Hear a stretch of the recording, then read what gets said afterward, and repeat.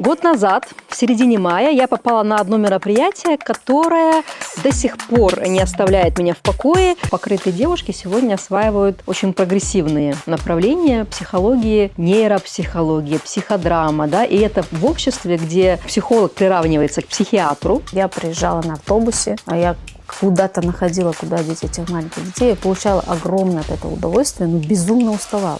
Конечно, что ей делать? У нее же вот муж замуфти. Он по щелчку там ей денежки выделит. Разрыв с муфтиятом – это хлопок дверью. Вообще, что это было? Это был очень болезненный процесс. Защищаться по теме коллективной травмы нужно понимать, что ты не защитишься так легко. 500 человек вы собрали в зале, и эти 500 человек 4 часа сидели. Я услышала мнение, что все это огромный прогрев к вашему следующему онлайн-курсу, который тоже назывался «Корни».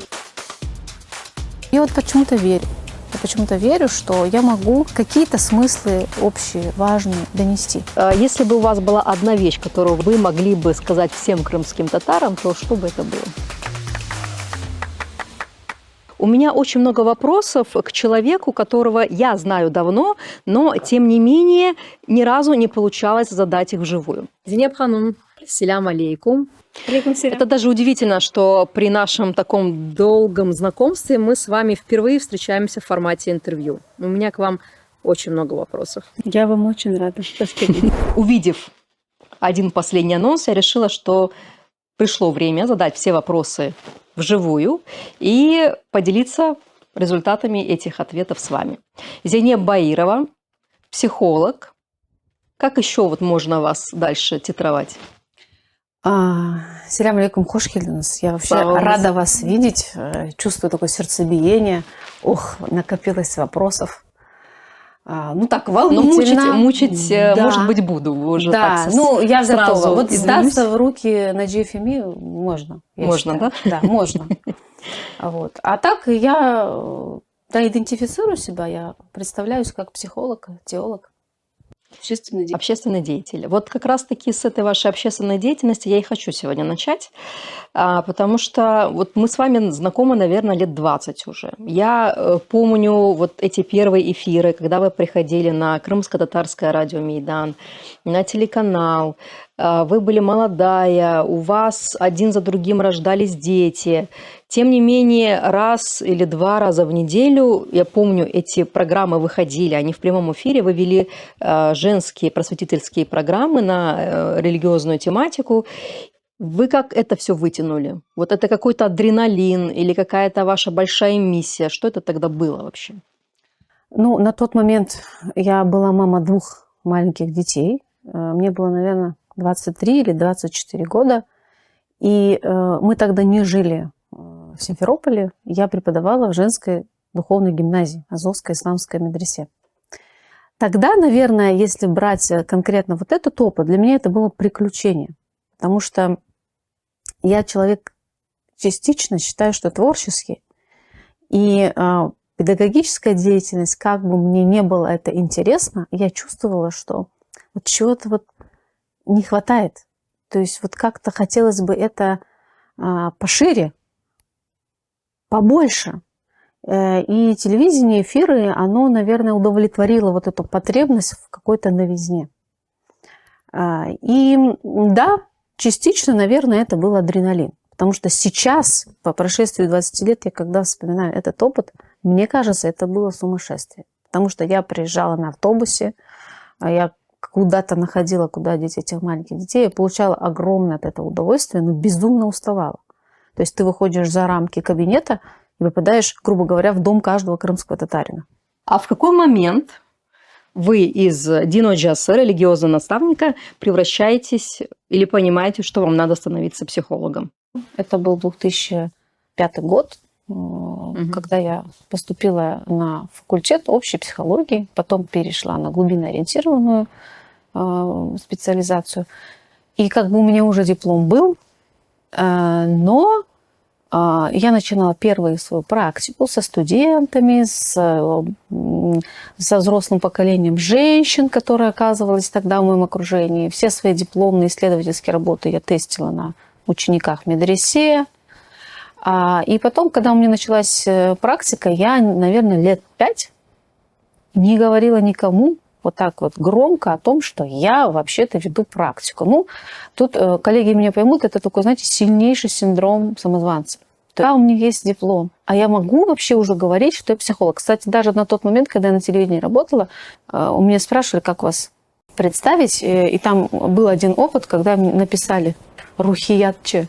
И я помню, что это для меня таким был триггером. Я говорю, нет, уберите. Ну, то есть я еще, подождите, я еще только это осваиваю. У меня ушло... Почему психология? Почему психология? Ну, наверное, начнем с того, что по типу своей акцентуации, да, то есть как личность. Я человек очень склонный к размышлению, я человек очень склонный к депрессии, да, то есть вот это экзистенциональное, зачем мы живем, а в чем суть жизни, это прям я. И у меня такие кризисы были те годы, когда я уже заканчивала школу. Я еще не знала, что это профессионально называется как-то. И параллельно я уже работала в гимназии воспитателем. То есть я заканчивала школу. Будучи школьницей, да, вы уже работали. Я вечерне заканчивала школу, и сутками напролет я жила в духовной гимназии с учениками. И вроде я оджа, то есть они ко мне приходят, задают какие-то вопросы. И когда я детей слушала, я понимала, что ответы на эти вопросы не у учителя ислама. Это были семейные конфликты, это были какие-то, сейчас я уже понимаю, это подростковая депрессия была, это сложность детско-родительских отношений, на которых у меня, как у Оджа, был очень простой ответ. Проявляй терпение, проявляй покорность. И я понимала, что это не работает. И тогда, я поняла, наверное, этому есть где-то объяснение. То есть, наверное, есть направления, которые с этим работают. И тогда появились рядом со мной люди. Это мой на тот момент будущий муж, который мне сказал, слушай, ну вообще-то есть такое направление, которое психологией называется. Он тогда учился за границей, и он как бы имел доступ уже к тому, что профессионально есть вообще-то психологи, которые вообще-то уже лечат людей. Тогда, в 2004-2005 году, я не могла ни в своем окружении, ни в принципе в нашем обществе видеть, что такое практикуется. И он мне подсветил, он мне сказал, что это, если профессионально в этом развиваться, то вот как раз я заканчиваю школу, у меня уже жених, не нужно поступать туда. То есть у вас все как-то очень рано, да, да, получается, в жизни началось? Ну да. И когда вот этот синдром самозванца ушел, когда я уже потестила, поработала, поволонтерила, потихонечку собирала людей, которые обращаются за помощью, лет 5 прошло, и тогда я сказала, кажется, я могу сказать теперь уже миру, что вообще-то у меня еще есть профессиональная идентичность. Я, оказывается, да, я психолог. У меня, как у человека светского, есть такое удивление, потому что я вижу, что покрытые девушки сегодня осваивают очень прогрессивные направления психологии, нейропсихологии, психодрама, да, и это в обществе, где психолог приравнивается к психиатру, мусульманская семья – это оплот консерватизма, то есть явно не какие-то передовые направления изучения личности. И вот вы в этой картинке мира какие-то ломаете шаблоны, либо вот как у вас так все сложилось, срослось? Так получается, что шаблоны ломаются, потому что есть стереотипы относительно вообще идентичности мусульманской женщины, религиозного человека. Да? Есть очень большая полярность, как будто бы обычная мирская светская жизнь несопоставима с какой-то духовной жизнью. На самом деле в ядре вот этих понятий там, что в исламе, я думаю, в психологии уж тем более, преследуется одна единая цель. Да, это совмещать духовную, когнитивную, телесную, творческую составляющую человека и дать возможность человеку найти такой способ, чтобы все его потребности, все его интересы могли гармонично удовлетворяться.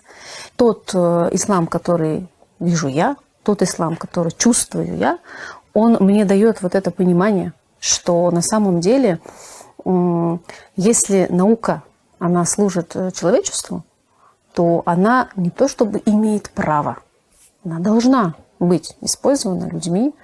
Это не цель психологии, сводить ее с духовностью, и это не цель религии, как бы уходить в психологию и как-то соединять это.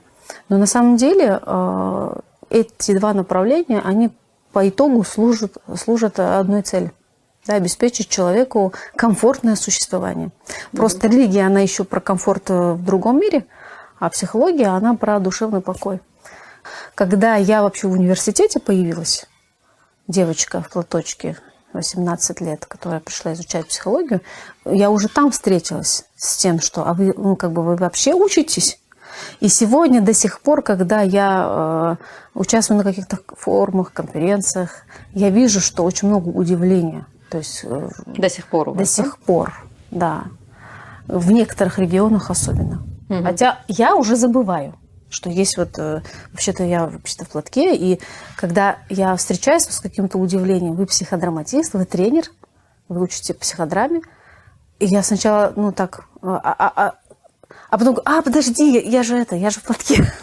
То есть я уже давно отошла от этого, но иногда бывает, да, что у людей какой-то стереотип появляется. До первого профессионального контакта. Когда уже рождается профессиональный контакт, все эти стереотипы, они уходят.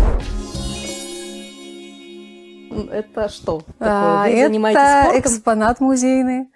У меня вообще мама мастер спорта. По какому направлению? По акробатике? Акробатика, да. Я вообще в спортивной семье росла. И у меня у самой никак со спортом не складывается. То есть я отношусь к той категории людей, которые покупают форму, кроссовки, даже эту беговую дорожку, и с понедельника хочет начать бегать. А эта штука стоит здесь уже года 3, наверное. На ней бегают мои племянники. Для них это аттракцион. Вы уже много лет не работаете в муфтияте и не относитесь к этой структуре, но многие вас до сих пор ассоциируют с муфтиятом. Я знаю, что вы много лет проводили там большое количество проектов. Это ваша тоже общественная такая, да, яркая проявленность в этот период. Собственно, в поле вас в общественном мы держали, лично я, например, держала, потому что видела ваши проекты, вашу деятельность. И расскажите, что это были за проекты и на что они были направлены? Мое сотрудничество с муфтиятом началось в 2014 году. Мы все помним прекрасно этот период. Да? Это когда в момент такого стресса у нас срабатывает несколько механизмов адаптации. Да? Бей, беги, замри. Кто-то замер, кто-то убежал, а кто-то начал бить. Бить для меня – это про колотить, двигать лапками, что-то делать. И мне кажется, что в этот момент каждый задал себе вопрос, что я могу, что я умею. И у меня тогда был 6-месячный ребенок на руках, мой 4-й ребенок. И в этом состоянии стресса, что я же тоже могу что-то делать, я сама пошла. То есть я обратилась в муфтият за тем, что у меня есть что вам предложить. С учетом того, что я уже 10 лет тогда проработала педагогом в духовной гимназии, я знала, что у меня на территории Крыма есть очень много учеников. На тот момент это было порядка, наверное, 80 человек, которых я знала, которые были моими студентами. И тогда уже развивалась некоторая традиция давать какие-то местные задачи педагогам, как-то держать связки этих выпускников, чтобы они занимались просветительской деятельностью. Но не было централизованности, не было какой-то общей программы, то есть каждый пробовал делать это в одиночку. Я пришла в муфтият с таким предложением, что у меня есть такое видение. Я могу объединить всех этих людей. И я вижу пробелы в религиозном образовании, что нету программы, нету методологии. Мы это делаем до сих пор, как это делали в 90-е, в тетрадочках с ручкой. И я верю, что из этого вырастет что-то очень хорошее. И так и получилось. Я очень благодарна за то, что мне эту идею поддержали, потому что на тот момент это было интересно всем, в том числе и муфтияту. Да? В итоге мы за 5 лет обросли огромной аудиторией женской, и мы подумали, что этот потенциал, нужно с ним что-то делать. То есть мы их образовываем, но что еще могут сделать женщины? Тогда у нас появился фонд «Булюр», женское общественное объединение, которое не имело прямого отношения к муфтияту, но по умолчанию все знали, что это плоды. При муфтияте.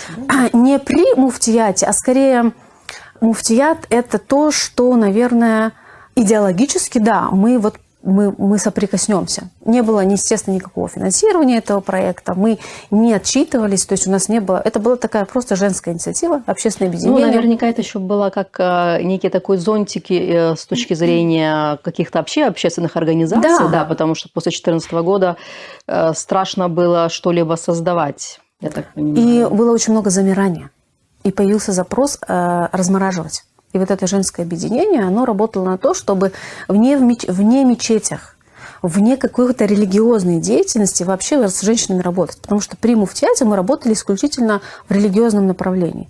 Но появился запрос работать не только в религиозном направлении. Потом у нас потенциал появился. Эти люди, которые у нас обучились, они стали сами приходить. А вот мы что можем сделать? А мы чем можем быть полезными? И тогда появилась идея образовать фонд. Потом появились идеи методологического развития, у нас появились первые учебники, первые методички, по которым мы уже корректировали религиозное образование. И в целом появился такой очень большой опыт. Что удивительно, мы на тот момент думали, что у нас есть соседствующие регионы, мы вообще для себя открыли, что, оказывается, кроме Крыма у нас еще есть Кавказ, у нас есть еще какие-то другие регионы, там тоже мусульмане что-то делают. Я стала ездить на всякие конференции, привозить оттуда этот опыт. Но было удивительным, что самый большой опыт оказался у нас. Сам просветительский проект женский Файдал-Илим, потом уже общественное движение мусульманок Крыма. Они стали появляться, они стали очень громко звучать, и трижды были признанными лучшими женскими мусульманскими организациями. И я считаю, что это было исключительно по той причине, что очень много было методологического развития, очень много было централизованности. И, конечно же, все это невозможно было бы, если бы не была бы такая хотя бы идеологическая поддержка. То есть я придумывала эти все проекты, я заносила, и я получала поддержку. То есть я понимала, что да, огонь мы делаем, мы не останавливаемся. В каких-то местах, конечно, я искала сама ресурсы, потому что для меня это было нормальным, что это какая-то миссия, и мы едины в этой миссии. То есть полностью финансово вас не содержали, а вы искали еще дополнительные ресурсы сами? Мне говорили так. То есть это хороший проект, делай. Но ресурсов на него нет. Там, допустим, это какой-то конкурс, допустим, это школа лидерства для мусульманок. Но я понимала и прекрасно, что меня тут не то чтобы обманывают. Это действительно так. Я знаю, что в некоторых вопросах действительно ресурсов нет. И да, тогда приходилось искать их самостоятельно. То есть у меня была такая стратегия. Если нет ресурсов, я хочу это сделать, я могу найти эти ресурсы? Да, конечно. То есть ищи ресурсы. Я находила эти ресурсы, и мы сдавали эти методички. Мы проводили школу лидерства, по-моему, 4 или 5 раз, межрегиональную. Мы учились превращать это и в коммерческое. То есть мы научились вообще-то брать услуги, за услуги деньги, за школу лидерства и делать это хотя бы самоокупаемо. То есть это такая уже, скажем, популярная психология, которая подходит для всех? Да, там была психология, там была культура, там был язык. То есть это было больше, чем просто религиозно-просветительская деятельность. То есть в плане работы вы были как часть какой-то большой машины муфтията, либо вы были все-таки находились под зонтиком этого большого сильного бренда, если называть уже такими, современными терминами? И то, и другое. То есть я когда пошла в волонтеры, я первый год, я не была официальным сотрудником, у меня не получала зарплату первые годы, я просто это делала. Но, соответственно, позже меня оформили, я стала официально специалистом отдела образования. Но появлялось очень много проектов, которые были мои личные, в том числе, наверное, сложно говорить личные, то есть они были в моей ответственности, но они были общественные. Это и Буллюр, это и написание моей первой книги, настольная книга, это и всякие выезды, и всякие мини-какие-то мероприятия, праздники, которые осваивались. Но я же человек, понимающий иерархию, я понимала, что да, идеологически я готова была все эти проекты и приписывать организации, в которой я работала. Было очень много таких межпсихологических, развивающих каких-то проектов. Например, там Келендер Мектебе. Это не были проекты муфтията, но мне было как-то... Я считала, что это правильно. То есть я говорила, это наше духовенство, это все, это все туда, это все наше общее. Я не разделяла. То есть я вообще считала, что, я, наверное, и до сих пор считаю, что это орган мусульман Крыма, и тут у нас нет понятия там «моё». Я никогда не относилась к муфтияту как к организации. Знаете, вот как... То есть мы тут работаем, зарплату получаем, выполняем какую-то долю ответственности, и дальше как бы нас вообще не касается. Нет, я слилась, то есть это вот наше, мое это ваше это мое. То есть у меня было такое романтическое, наверное, отношение ко всем На тот этим момент вещам. ваш супруг Эсадуллах Баиров, он являлся заместителем муфтия, и это как-то влияло на вашу работу? Это, я думаю, что, конечно, влияло. Знаете, в каком плане? Мне легче было согласовывать некоторые проекты. То есть инициатором была я, но мне легче было, конечно же, рассказать об этих идеях, что вот такая вот у нас вот есть идея, поддержите. Но все равно это все согласовывалось в кабинете у главного. Угу. И только после этого разрешения я могла там приступать к реализации этих проектов. Мне облегчало то, что я могу быстрее попасть в этот кабинет. Да, то есть мне не нужно было долго ходить и там искать какие-то возможности, чтобы это согласовать. Но на самом деле, это, особенно впоследствии, это мне вредило. Почему? Потому что вот эта вот активная женщина, которая никак не уймется, да, она со временем начинает вызывать очень много вопросов. И мне было абсолютно нормально, что мою активность очень часто приписывают там мужу моему, да, что типа, вот, конечно, что ей делать? У нее же вот муж там, он заммуфти, он по щелчку там ей денежки выделит. До сих пор люди думают, что у меня там такая крыша. Но на самом деле я всегда говорила о том, что если бы ты не был замом муфти, мне было намного легче эти проекты делать. Потому что я просто девочка, которая делает какие-то проекты, просто не уймется, просто какая-то, не знаю, какая-то там она вот активная. Но со временем, когда вот такая вот девочка начинает очень сильно активничать, люди начинают в этом видеть подвох. Становятся заметными. Они становятся слишком заметными. И потом появляются, это же нормально, когда потом уже... твоего мужа начинают узнавать, потому что это твой муж. Да? И это начинает порождать проблему. Знаете, вот недавно мой муж, я услышала кусочек разговора и посмеялась, потому что к нему подошли и спросили: вы муж Наджии Ханум? Он сказал: да, когда-то она была моей женой, а сейчас я ее муж. Да. У вас такая же история была? У нас была Хотя Эсадуллах Бей, он же на виду постоянно. То есть я не могу сказать, что он не публичный. Да, он на виду, но я же больше заметнее делала свою деятельность. У меня был блог, я про это рассказывала. Блог – это был прекрасный инструмент на тот момент. И это просто привлекало очень много внимания. Да? Узнаваемость, конечно, появлялась быстрее. И потом, конечно, могли появляться вопросы: а зачем вообще такая активность? И вот эта фамилия Баирова, да, начинает сильно бросаться в глаза. Можно сейчас маленький офф-топ спрошу? Фамилия Баирова относится к знаменитой династии медиков-хирургов? Да, конечно, это наш дедушка. Ваш дедушка? Да. Не мой, а мужа.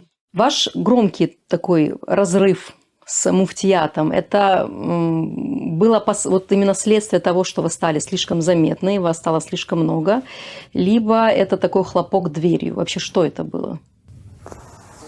Наверное, это был очень болезненный процесс. Вы можете себе представить, да, что для человека, который слился, он перестал ощущать границы. Я, кстати, считаю, что это неправильно было с моей стороны, по-человечески. Да, то есть нельзя стирать границы. Как бы романтично это ни выглядело, какая бы там патриотическая идея за этим ни скрывалась, понятно, что вот это вот разъединение, оно было очень болезненным в том плане, что первое... Для вас? Для меня, конечно. Я когда начала понимать, что это все понимается неправильно, за всем этим можно увидеть какую-то нездоровую идею, я сильно разочаровывалась. Кем понимается неправильно? Но не понимается, наверное, людьми, для которых власть и некоторые позиции муфтията, они очень ценны, они очень важны. А любая известность, проявленность, она всегда порождает страх конкуренции. Я этого не видела. И у меня были попытки это все сохранить, у меня были попытки все это сберечь. Я понимала, что этот институт очень важен. и он очень много может дать нашему народу, особенно если не обращая внимания на всякие такие вот моменты, да, человеческие, продолжать быть преданным этому делу. Это был такой прям сильнейший кризис, когда я вообще не понимала, что, ну, наверное, это было взросление для меня, когда я поняла, что твои цели и идеи, они могут не совпадать с целями, и с ценностями, с идеями людей, как бы они себя не предъявляли, внутри у вас очень разные запросы. И да, наверное, все же, знаете, начальный этап, он был такое болезненное расставание, а потом это был жесткий хлопок двери. Причем сначала с моей стороны, а потом со стороны моего мужа. То есть я прекрасно. То есть сейчас Исадуллах Баиров не является заместителем муфтия? Не является заместителем муфтия. И это был неизбежный процесс, который должен был наступить. Но вот это вот прощание со своей идеей, со своими вот этими вот мечтами, да, как оно должно было быть и как оно, принятие фактов, которые есть, это не за один день происходит. Я прекрасно понимала, что мой уход, он без сомнений приведет к тому, что эту дверь хлопну уже не только я, а Исадуллах тоже. Сожалеете ли вы о тех годах, когда вы находились, вот как вы говорите, в этих иллюзиях, в этих отношениях, где вы слились? Сожалеете ли вы об этом?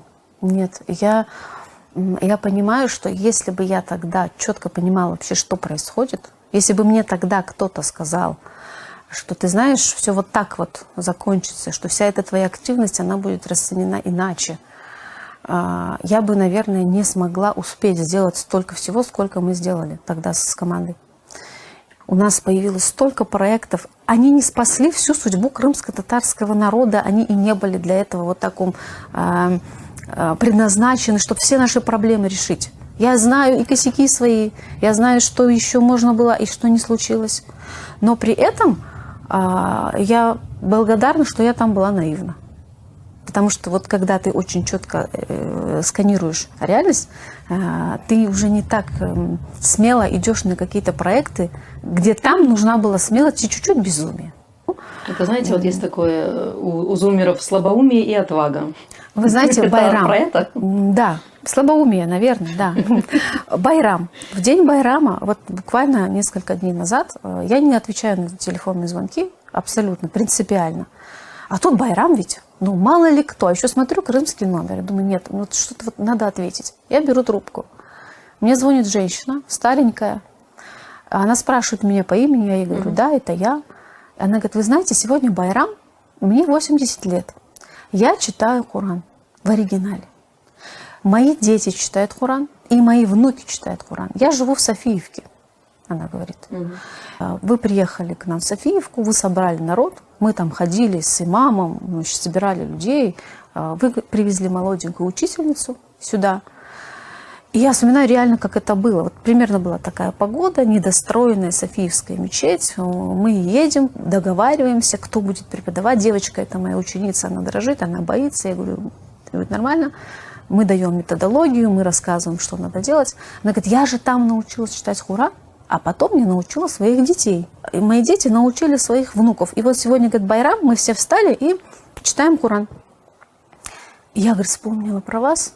Я захотела позвонить вам и сказать просто спасибо. Вы знаете, я тогда тоже почувствовала такую благодарность. Я прям, муж сидел рядом, говорю, слушай, как хорошо, что мы тогда были такие, ну вот такие. Этого же все могло бы не быть. Но ведь вы, уходя из муфтията, не закрыли полностью все проекты, да? Вы их перевели в какой-то другой автономный режим, насколько я знаю. Вы знаете, у меня был очень честный разговор с организацией, с которой я ухожу. И я очень честно предложила, что вот есть очень много нажитого. У нас есть целый проект, который назывался «Культурно-просветительский центр Файдалы Илим». У нас было более 200 учеников. И ну, там была очень неприятная история. Я когда пришла на работу, просто как двери были закрыты. И мне сказали, что больше центр работать не будет. И когда уже происходил этот разрыв, я сказала прямо, то есть вы сохраните это, если проблема со мной, просто сохраните, я вот ухожу, а пусть центр работает. Но центр не сохранился. И тогда я официально заявила о том, что тогда я буду это продолжать. То есть я не могу оставить всех этих людей, всю эту команду. Но вы прекрасно знаете, когда это твой детеныш, он не умирает, его легче отключать от искусственного аппарата, когда он уже такой бездыханный лежит. А он живой, он бегает. Он 200 человек, куча детей, куча уроков, курсы шитья, курсы языков. И видеть, что этот проект просто вот все не нужно, потому что вот все, что связано с твоим именем, нам больше не нужно. Оно все убирается. Но тут у меня сработал инстинкт самосохранения. Я подумала, что это нужно сохранить в другом формате, другой деятельностью. И да, мы его назвали «Женский ресурсный центр». И это была такая, знаете, возможность для меня прежде всего это дать возможность команде реализовываться дальше. Потому что вместе со мной слегла и вся команда. Вот эти все 20-30 спартанцев, они тоже оказались никому не нужны. Они осваивают профессию, они поступают в российские исламские институты, и тут на ровном месте все это прерывается, и они понимают, что они не нужны со всей своей вот этой религиозной образованностью.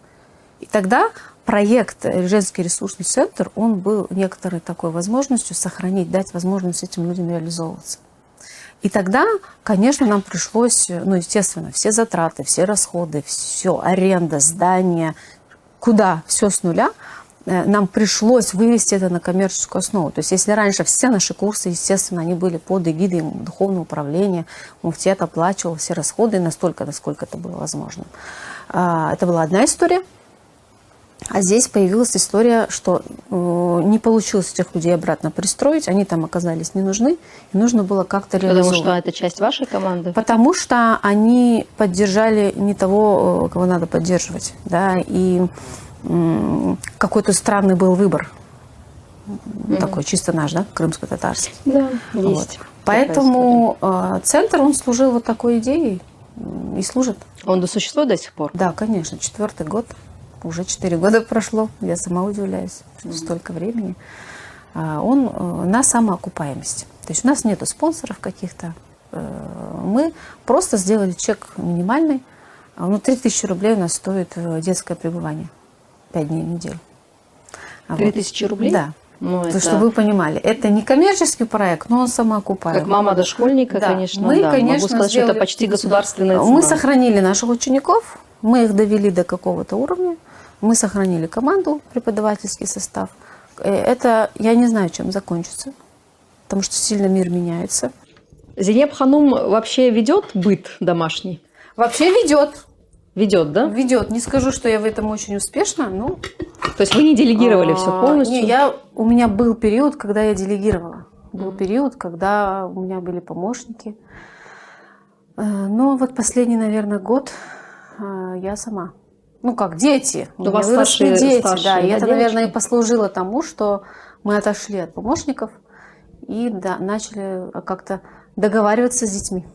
Как здорово. Я мечтаю, на самом деле, вот кому-то это делегировать, потому что это, с одной стороны, конечно, медитация такая, но она отнимает очень много времени. Очень много. Вот если именно с этой позиции, я считаю, что если женщина работает, то ей дешевле делегировать, чем делать это самой. Я как-то, это шутка, конечно, да, много работаю с достаточно деловыми и занятыми женщинами, они сложности испытывают с делегированием. То есть я лучше сама сделаю эти монте. Я всегда отделяю, если тебе это приносит удовольствие, то это бесценно дело. А если это удовольствие не приносит, ты это делаешь, потому что ты просто не можешь кому-то довериться, то это будет очень дорогая еда. То есть мы как-то с одной считали, я говорю, сколько ты зарабатываешь в день? Давай поделим это на часы. Сколько ты зарабатываешь в час? Она говорит, 40 тысяч. 40 тысяч в час. Я говорю, имей в виду, что у тебя 80 тысяч стоит твои монте. То есть просто математика. 2 часа потратила, 80 тысяч. Если с этой позиции смотреть. А если это приносит удовольствие, если мы через это отдыхаем, то почему нет? Большой ежегодный ифтар, который проводит Булюр. Это про какое-то такое, знаете, женское комьюнити, которое вот само себя презентует, заявляет. Либо это тоже вот какая-то миссия, какое-то служение, что это? Булюр – это мой, как я его называю, непристроенный ребеночек. Да? Вот мы его создали как женскую мусульманскую организацию. Потом в моей команде появился очень надежный партнер этого проекта. Это Нияра Джамбазова. Тоже психолог. И тоже психолог, тоже, я считаю, сумасшедшая женщина в хорошем смысле. Да, мать 5 детей. Да, она очень хорошо поняла мою идею. И со временем, в общем-то, уже когда начались вот эти сложности с муфтиатом, я понимала, что этот проект «Буллюр» никто не удочерит, потому что угроза, еще одна угроза. Мы договорились, что этот проект становится проектом под кураторством Ниары Джамбазовой. Но идеологически, конечно, мы вместе простраивали вообще вот эту суть, зачем это нужно. А зачем это нужно, появлялось из очень простой потребности. Есть женское мусульманское общество. Оно очень разное. Оно где-то очень консервативное, где-то оно очень светское. Но это все является женским мусульманским обществом. И не всем нужно религиозное просвещение. Есть куча других задач, которые женщины могут решать. И, наверное, ифтар это был повод этих всех людей собирать периодически. И какие-то давать послания этому обществу, которым мы считаем, вот, может быть, мы много на себя берем, да, но я считаю, что должны находиться такие люди, которые формируют повестку. Например, вот что входило в эту повестку? Например, мы преследуем и до сих пор, наверное, такую идею, что какая она мусульманская женщина. Да? То есть она образована, она социально активна, она гибкая, она патриотичная. И вот эти все качества – это то, что обеспечивает нам вообще жизнеспособность мусульманской общины в целом, крымско-татарской общине. Если заглянем чуть глубже, мы же знаем, что у нас есть, в принципе, глобальные проблемы в мире вообще крымских татар, как мусульман, как светских и все это прочее. Мы поделились на очень много разных групп. Каждая группа по-своему что-то интерпретирует. У нас часть крымско-татарского общества в принципе стерла свою идентичность. Их ничто не отличает от арабов, ничего плохого против арабов не имею, но там сама идея от того, что ты крымский татарин, она в целом уничтожается. То есть там стирается идентичность. Я причем думаю, что это делается специально. То есть не самими людьми, люди не осознают. Но навязывается идеология, где это все это вообще не важно. И у нас есть крымско-татарское общество, часть которого мы потеряли, как крымские татары. Насколько она большая, по вашему ощущению? Она небольшая, но она есть.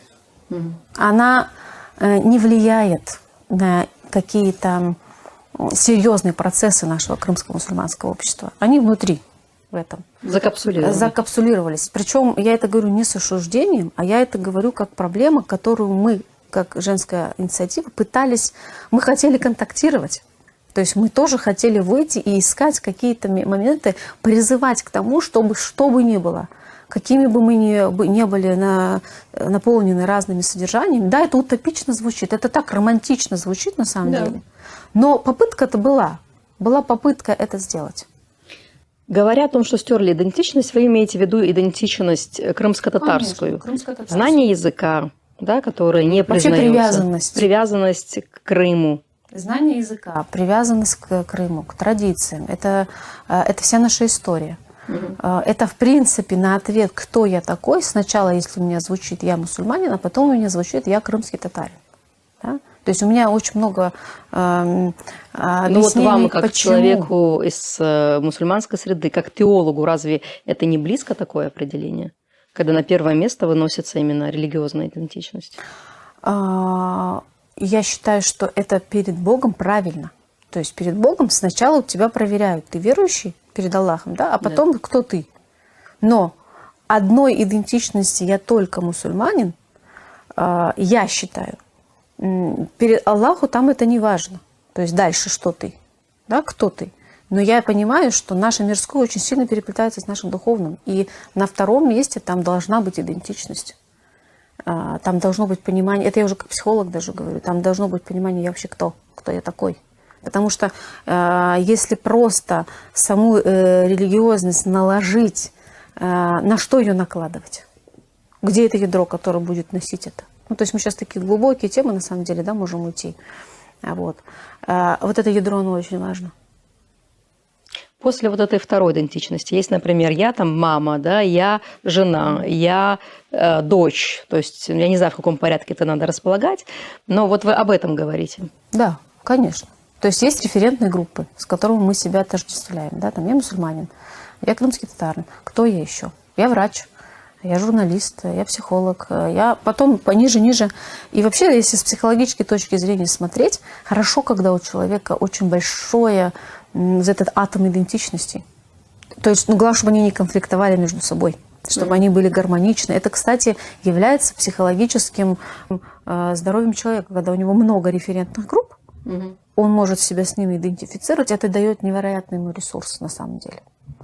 А когда человек отрицает свою очень важную идентичность, по которой, между прочим, тебя, вот ты в хадж поедешь, тебя там будут определять, там много мусульман, а ты кто среди этого мусульманского мира, а ты кто? Там очень четко люди. Там все мусульмане. Там все мусульмане. Но почему тогда не для разделения, а для идентификации себя все равно есть некоторые потребности? Мы видим, вот малазийцы пошли, вот они турки пошли в ряд, да, их ни с кем не спутаешь. Вот он Кавказ зашел. И там человек вот с этой психологической потребностью встречается. То есть что там? Я вам скажу более того.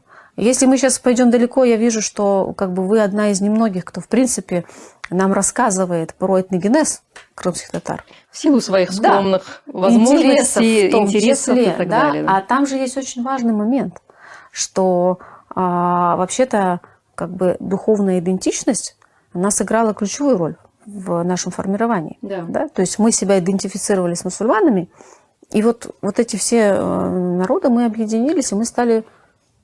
Особенно в средние века в Крыму. На этом. И для меня вообще-то крымский татарин и мусульманин – это идентичные вещи. То есть они очень близки. Другой вопрос, сколько кого чего можно наполнять по содержанию свою духовную составляющую. Но в целом для меня это неделимые вещи сейчас. Скажите, сегодня религия для крымских татар – это вот какой-то стержень жизни или это уже просто какие-то красивые обряды? Сейчас весь Инстаграм в ифтарах, в красивых, такой, знаете, Рамазан аэстетик. А содержание? Где содержание? То есть не происходит ли у нас какой-то подмены формы и содержания? Я про это переживаю на самом деле, потому что к своему народу я отношусь как к достаточно духовному обществу на ментальном уровне. Наша духовность, она вшита в наши традиции. Я всегда это говорю, и такое консервативное мусульманское общество, они не могут услышать смысл этих моих слов. Они говорят, что это все там нововведение, это все не нужно. Но если мы основываемся на то, что крымские татары в принципе появились, выбрав себе ислам как религию основную, сформировались на основе этого, то вся наша культура – это духовность. Там ее очень много. Но что случается с обществом, когда она не знает этого? Она ищет велосипед, который изобрели на стороне. Да? И если мы раньше ее оформляли, жарили чебуреки, да, там, в преддверии Байрама, угощали соседей, делали ифтары скромные, накрывали какие-то там очень простые столы, футр-садака давали даже в 90-е годы, без всяких вопросов, бухдай мы берем, арпа мы берем. Говорили, сколько надо, давали. Там очень много было связей с корнями. Вот этот разрыв, когда произошел, обществу уже нужно как-то оформлять свою духовность. Они не знают, как это делалось там, или поколения не передали, как этого следует. Что-то там утратилось, что-то поломалось. 50 лет, извините. И сейчас я вижу, что общество пытается создать свою исламскую культуру. То есть современное крымско-татарское общество ищет, вот оно вот прям вот все примеряет на себя. А вот это одену, а вот это сделаю, а вот скажу не Байрамыныз хайырлы олсун, а Идаль-Фитр Мубарак скажу. Может быть, так будет выглядеть моя новая мусульманская культура. Там потеряли вот эту связь. Поэтому я скорее не с осуждением, что ужас, эти фонарики – это не наши традиции. Нет, я понимаю, что да, мир как-то меняется. Скорее, для меня скорее вот слишком много, вот знаете, этой показной. Все-таки религия – это про духовность, да, это твой такой очень интимный процесс, который происходит внутри. А у нас сейчас все максимально транслируется. Люди очень много снимают, как я делаю намаз. То есть я понимаю, что кого-то это смотивирует, да, это могут быть очень благие намерения. Но порой мне кажется, что вот когда выбираются ракурсы, они слишком красивые, слишком продуманные, наряды слишком эстетичные, да, слишком. То есть это уже какой-то фэшн, Ну, а не, да, а ну, не вы знаете, про это же смысл. не без участия вообще вот этого всего мира социальных сетей. Ну, там Инстаграмного просто мира. это смотрят, что люди смотрят, то люди и показывают. Внутренне есть потребность быть легальным. И вроде бы мы рамла разрешены, да, то есть все, мы уже празднуем. Вот есть какая-то такая потребность, чтобы не чувствовать себя меньшинством, что ли, каким-то. И тогда люди придумывают формы, как же себя сделать вот такими видимыми. Вот как показать, что вот у нас вот наша мусульманская идентичность, она вот так вот живет. И тогда появляются вот такие штуки. То есть ты никак по-другому не можешь сказать, а от тебя есть потребность, чтобы тебя признавали как мусульманскую аудиторию. И ты делаешь вот такие штуки. То есть бессознательно. А они, ввиду твоего непонимания, вообще-то формируют культуру современную. Как вам кажется, общество становится более религиозным в последние годы? У меня ощущение, что да. Я думаю, что религиозно грамотно. Да. То есть количество людей, которые там совершают намаз, читают Коран, да, там, держат пораза, конечно, увеличивается с каждым годом. Но что случается с духовностью, это другой вопрос. Вот у меня, например, есть спорный момент. Моя бабушка, которая не читала намаз, она не умела. Она была менее духовна, чем человек, который сегодня вот по всем стандартам это все практикует. У меня вопросы. То есть есть религиозная практика, и к великому счастью, да, она развивается. Но вот делает ли это духовным нас? Не всегда, к сожалению. У нас люди не понимают, что есть вот какие-то внешние, да, формы. То есть у нас действительно там идут просто жесточайшие споры. Да, Рамадан или Рамазан. Да, но при этом мы не говорим о том, что люди, соблюдающие уразу, позволяют себе сплетничать, нецензурно выражаться. Проблема в целом, наверное, мусульманства в мире. Да? То есть не проблема ислама. У ислама нет таких болезней. Люди, это я не могу сдержаться, все-таки как психолог я хочу сказать, люди же несут в свою религиозную жизнь все свои психологические проблемы. И тут уже, извините, как повезет. То есть если я внутри психопат, я буду расчленять общество. Я буду из-за одной буквы скандалы поднимать. Я буду такфиры людям выносить из-за того, что они по-другому думают. То есть вся моя психотическая система будет прекрасно и благополучно размещаться в моей догматике. А если я относительно такой здоровый человечек, то я буду находиться без расщепления. То есть у меня проблема то, что ты сказала Рамадан или Рамазан, не будет ничего значить. Я буду про содержание. Вот эта вот вся история, откуда берутся психотичные пограничные люди, это другой вопрос.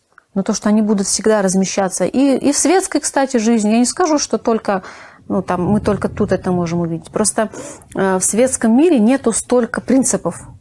Там другой немножко. То есть это скорее про здоровье общества, да? Я думаю, что да. Просто каждый накладывает ее потом на свою какую-то форму. То есть если процент психопатов в обществе большой, то мы будем иметь, к сожалению, очень расщепленное мусульманское общество. Зейнеп Ханум, вот какие сегодня крымские татары? Если вы можете так 3 словами дать формулировки, и почему именно этими словами вы их определяете?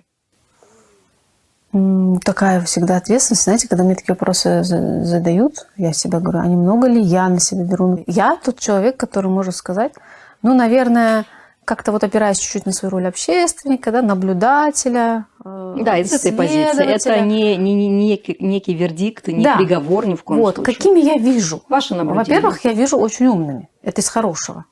Серьезно? Я вижу очень умными. Только у нас же интеллект, он есть эмоциональный интеллект и интеллект, тот самый, который знает большое количество людей.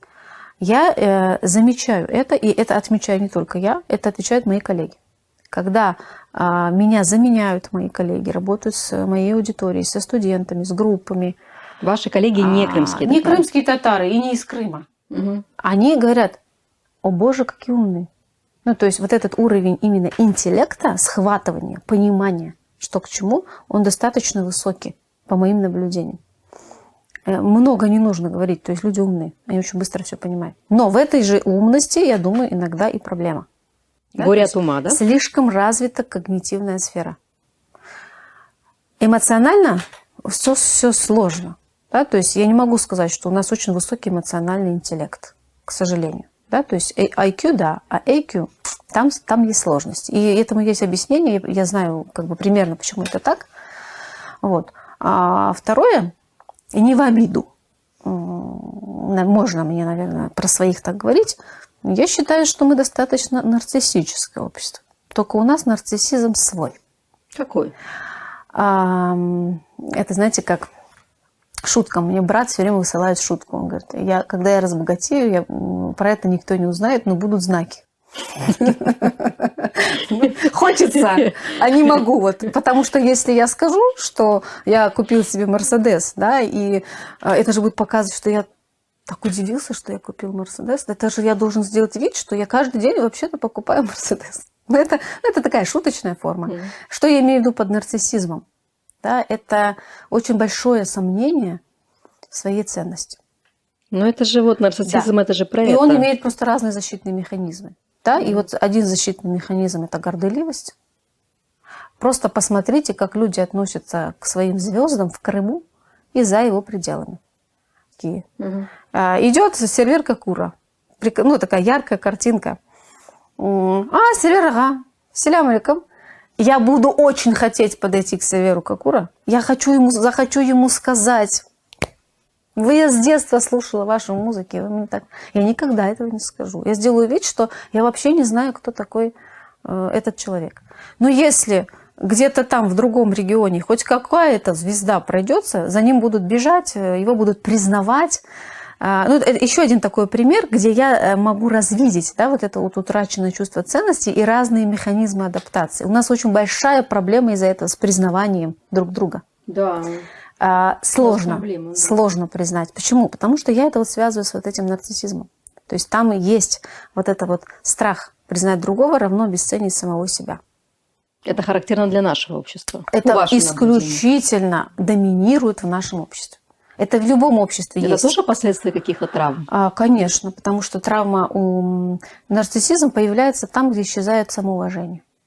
А самоуважение исчезает там, где очень много постарались ущерба причинить твоему ядру твоей личности. И какие защиты у тебя появятся? Знаете, появляются индивидуальные защиты. У каждого из нас, когда наше чувство самоуважения уничтожит. По-разному, да, кто-то превращается в маньяков, в абьюзеров, кто-то с очень хорошеньких девочек, лишь бы вот это больше не повторилось. А на коллективном уровне это тоже разные процессы порождает. И вот эта вот история конкуренции, токсичности, непереносимости, да, это я уж любя, но по-правдому. Это тоже отличительная черта. И третья черта? Трудолюбие, трудоголизм. Это же, я бы написала, равно тревожность. Да, это что-то, что классное, что сильное, что-то. Мы, кстати, этим очень и гордимся. Да? Но в то же время у нас это на уровне зависимости. То есть это про тревожность, на самом деле? Да, это про тревожность. Исключительно про тревожность. Я это вижу на женщинах, про то, как они контролируют мир и не могут расслабиться. Я это вижу и в мужчинах идентично. Я не могу сказать, что женщины у нас более тревожные, чем мужчины. Почему у нас сегодня все социальные проекты значимые возглавляют женщины?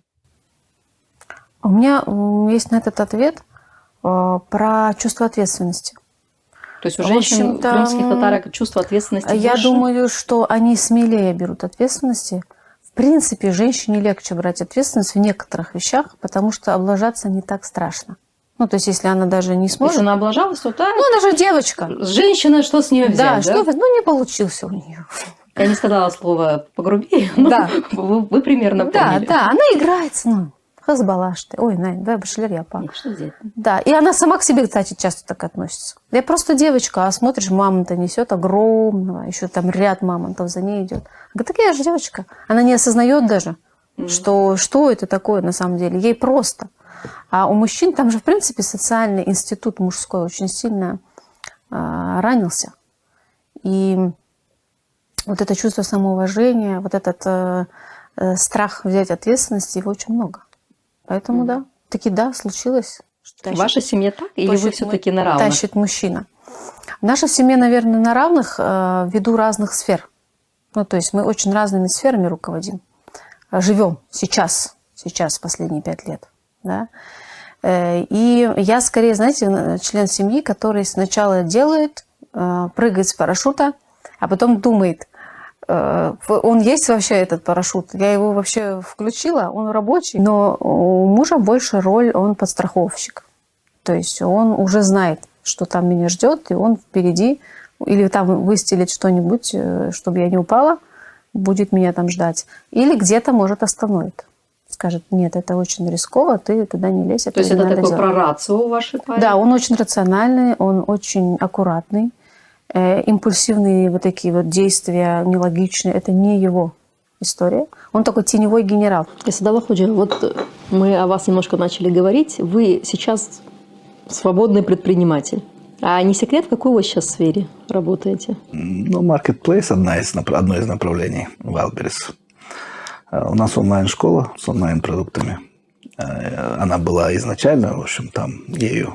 Ну, то есть мы официально оформили нашу школу психологическую. Угу.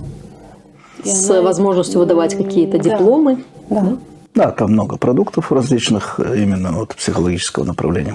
4 года, наверное, уже мы ее ведем потихоньку. Но имея такой опыт в общественной жизни, вы собираетесь в него вернуться? Да. Я сейчас немножко перезагружаюсь. Общественную деятельность хочу начать. Ну, я вижу этот вакуум, вижу потребность, особенно в мужской активности. Что у нас? Почему у нас все какие-то значимые социальные, по крайней мере, проекты возглавляют, ведут женщины? Начиная от благотворительности, да, заканчивая медийной сферой. Я тоже пытаюсь найти на этот вопрос ответ. Мне кажется, какой-то вопрос безопасности есть, когда мужчины вроде как во всем участвуют, может, даже являются где-то партнерами этих процессов, но их не видно. То есть они максимально находятся в стороне, максимально абстрагированы в публичной плоскости от этого проекта. Мне кажется, какие-то есть надуманные страхи безопасности, надуманные, потому что каких-то репрессий вокруг этого я не вижу. Мы находились, наверное, на самом острие. Я долгое время занимался, 10 лет занимал должность, вы сами знаете, и не понаслышке знаю, что это значит. Большинство страхов надуманные, какие-то вот оттуда из корней, из прошлого. Но у нас национальное движение, ведь оно мужчинами возглавлялось, велось. Активные всегда были мужчины, а женщины всегда обеспечивали тыл, скажем. Ждали из тюрем. А сейчас у нас... Там, я так понимаю, время такое было, когда без нас никак. А сейчас как-то вот основная задача решена, как будто бы. Вторая задача есть такая... очень сложное, высокое, иллюзорное, где-то даже утопичное понимание, как к ней идти, пока нет. И достаточная разрозненность, к сожалению, среди мужчин, так скажем, лидеров. Очень большая разрозненность есть в понимании, как двигаться дальше. Все такие альфа-самцы, что не могут договориться? В чем проблема? И это тоже есть, с одной стороны. С другой стороны, я не слишком прямолинейно желание быть лидером, наверное, и желание всех остальных вокруг себя видеть в подчинении каждого отдельного члена этой группы, наверное, я вижу тоже эта проблема. Зейнеп Ханум, у вас в семье язык – это ценность? Вы с детьми на каком языке разговариваете? Только на крымско-татарском. В семье? Бывает, что мы иногда можем друг с другом перекинуться. Не на крымско-татарском, а принципиальное правило. Я не помню, чтобы за 20 лет с детьми я позволила себе разговаривать, особенно на какие-то там глубокие темы, не на крымско-татарском языке. У вас хватает лексического запаса у детей? У меня дома так было. То есть у нас в моей родительской семье никакой другой язык, кроме крымско-татарского, не разрешен. То есть нам прямо родители говорили: «Мен сена, она моя». Принципиально. И мы как-то вот приучались к тому, что если ты хочешь, чтобы тебя услышали, тебе нужно говорить на родном языке. И этого правила мы придерживаемся в нашей уже семье. Но я не скажу, что это очень легко. Да. Потому что когда дети уходят в школу, у них появляется некоторый социальный мир, в котором, к сожалению, они не могут говорить на крымско-татарском языке. Рабочий язык становится русский. Вот в том мире, в котором они коммуницируют. И им становится легче на нем говорить. Это было большой для нас трагедией, что мы когда увидели, что их рабочий язык изменился. То есть они всегда говорили на крымско-татарском, даже друг с другом. И где-то после 6-7 класса все, эти позиции они начали сдавать, потому что уже сложно. Их рабочий язык изменился. Запаса слов. Да, и как будто быстрее и удобнее уже обращаться не на крымско-татарском. Но мы вот как родительские фигуры сохранили. То есть там в мире, да, хорошо разговариваете, наверное, это даже хорошо, что вы владеете этим языком. Прекрасно. И мне вообще кажется, это классная такая особенность крымских татар. Они хорошо, достаточно хорошо говорят на русском языке. Слушайте, ну у нас победители олимпиад, все Да. крымских, по русскому языку крымские татары. Но Учителя года по русскому языку крымские татары. по отношению к нам не использовать. И как-то вот То получается. есть у вас получается удерживать это? Был кризисный момент, когда нам приходилось прям ругать. То есть скажи еще раз по-другому. Почему ты используешь не свою речь? Ну, такой был критический момент в подростковом возрасте, когда уже мы начали замечать, что они вот прям с удовольствием уже переходят не на крымско-татарский. Но вот эта принципиальность, это, кстати, требует твоего терпения, потому что тебе уже самой легче не входить вот в эти жесткие какие-то конфликты. И, ну ладно, пусть уже ребенок доскажет. А потом его не мучить. Да? Да, потом этот переломный момент проходит. Но это же требует еще от родителя тоже запаса этой лексики, этих слов. Да. Здесь вопрос Одно в том, дело, что когда он маленький, мы там растешь вместе с какими-то ребенком. базовыми словами Растешь с ребенком. разговариваешь. То есть, если родитель заинтересован, он растет вместе с ребенком. Это очень важно. То есть, вот, родился ребенок, и ты вместе с ним, у тебя очень много времени, чтобы вместе с ним развиваться. Это вот интересная тактика. Мы ее подсмотрели у других людей. С первым ребенком работаешь, с ним подрастаешь. Второй ребенок, когда появляется, он уже в говорящую среду попадает. То есть, есть родитель со старшим ребенком говорит на определенном уже уровне достаточно. Оба умеют говорить. И третий, и остальные детки, получается, в эту среду попадают. Очень интересно. То есть, среда сама себя регулирует. Внутри дома, получается, среда крымско-татарского языка. У вас 3 девочки и 1 мальчик. Второй мальчик вокруг Девчонки. Дети Зинеп и Садуллаха Баировых, 2 психологов. О чем они будут рассказывать своему психологу? Знаете, есть такая теория о том, как бы вы не воспитывали своего ребенка, ему всегда будет что рассказать своему психологу. Обязательно. А еще у нас у психолога говорят, лучший комплимент профессиональный, в скобках, в кавычках, это когда твой ребенок становится психологом. То есть, что же ты с ним такого сделал? Это же ваша история. Да, это моя история. Ваша дочь учится на психологии. Она учится, да, на 2-м курсе. Причем это был ее выбор. Она решила, она захотела. Я ей подсвечивала в подростковом возрасте, что у нее есть склонности к тому, чтобы слушать людей, эмпатию проявлять. Но она выбрала. Я не знаю, будет ли она работать. Но пока так. Она уже, по-моему, начала работать. Это уже в методе достаточно. Да, она изучает тоже психодраму как основную модальность. Но я думаю, что если наши дети придут к психологу, им много чего будет рассказать. Во-первых, наши дети, они загружены. То есть в каком плане? Я их считаю немножко депрессивными. Это делает их, конечно же, такими думающими, размышляющими на всякие смыслы о родине, о любви, о судьбе народа. У них этого очень много. Они драму видят. Когда смотрят на мир, они смотрят драму крымско-татарского общества, мусульманского общества. И это делает их немножко тяжеленькими со своими сверстниками. Потому что они растут в этой атмосфере. Они проходили с нами... Это именно ваши дети? Да. Вот именно да, наши дети. Да. Они проходили все кризисы разные общественной жизни нашей. Поэтому они тяжеленькие в плане того, что то, о чем они говорят, очень сильно может отличаться от того, о чем говорят их сверстники. И в этой связи я замечаю, что им иногда одиноко.